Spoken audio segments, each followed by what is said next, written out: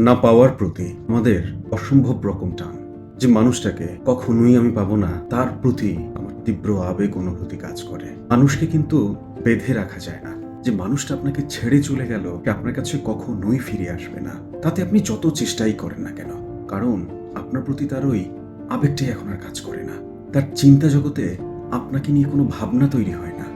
এখন আপনি ওই মানুষটাকে রিকোয়েস্ট করেন, কান্নাকাটি করেন, ফোন করেন, অনুরোধ করেন, সে কিন্তু কখনোই আর আপনার হবে না। এই বাস্তবতাটা মেনে নিন না।